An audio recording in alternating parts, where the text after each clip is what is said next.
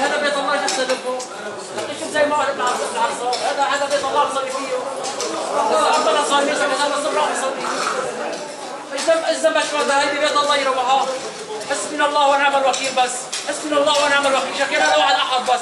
شكينا له على عدد ابن الحرام نحن بشهر رمضان فضيل ايش سوينا مع ابن الحرام اللي هو الشهاده هي كلها هي ايش سوينا على الخنزير هذا لك هذا خنزير 60 خنزير هو ابوه ليس ابن الحرام الله لا يوفقه ان شاء الله الله لا يخليه إذا بنخلينا إذا بطل منا نقتل دم الدنيا من عيب ابن الحرامات.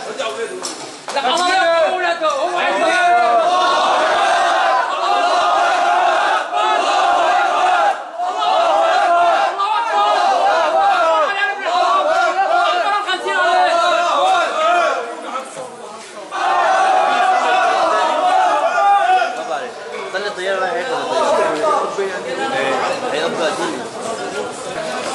صلاة المغرب انتهت صلاة المغرب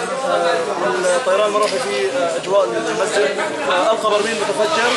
اخترق سقف المسجد وأدى إلى استشهاد أكثر من 7 أو 8 مصلين والإصابات يتعدى 10 مصلين.